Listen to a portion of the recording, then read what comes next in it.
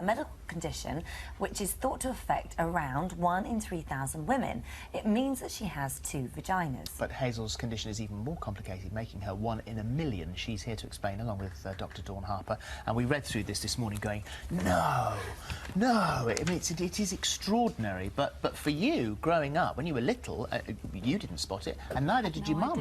No, I didn't know I was any different whatsoever. So as a little baby, changing nappies and things like that, you really cannot see this. No, even now. I mean, I went through examinations as I was growing up because I had certain problems, and no one even saw it then. Yeah. It was... But I guess in hindsight, when you look back, there were signs, weren't there? Yes. And the first time that you noticed any sort of problem ever was when your period started at the age of 14.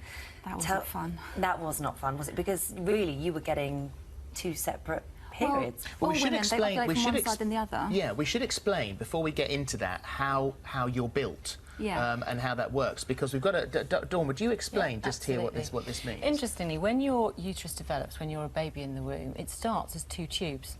And the normal thing to happen would be for those tubes to fuse, and then the septum breaks down and you form 1 uterus.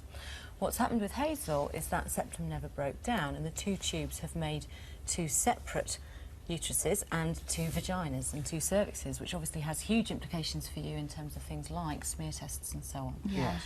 And you mentioned 1 in 3,000. I think it is relatively common to still have a septum or a fibrous band within the uterus, or a slightly abnormal shape to the uterus.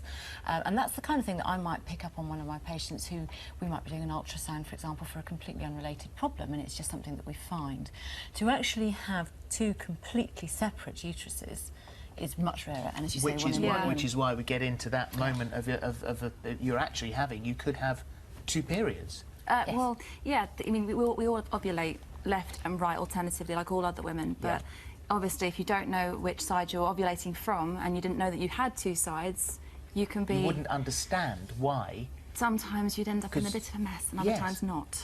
Gosh, that must... I mean, at that age, when you're just starting your period anyway, and it's all a bit confusing, it's all a bit messy, and it's all a bit horrid, it must have been terrible for you. It wasn't nice. I mean, I had friends, I'd try and explain to them having problems, and, you know, I'd say to them, they had no idea what I was doing wrong. They looked even more confused than I did. Well, because you did ask one of your friends, didn't you? And I did. I'll get you to explain this, that you didn't... You were saying, well, which hole? My more embarrassing story, is when I actually did ask a friend. I said, do you have any problem working out which hole to put in? She thought I was putting them up my bottom.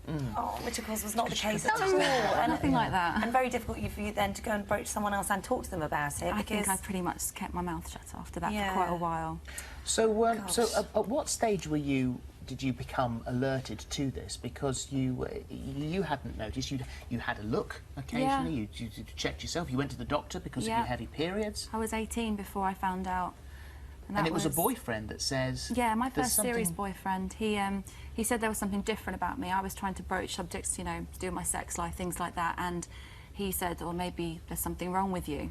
He said, "I've always noticed there's this thing here," and I completely freaked out and went to go and check on it.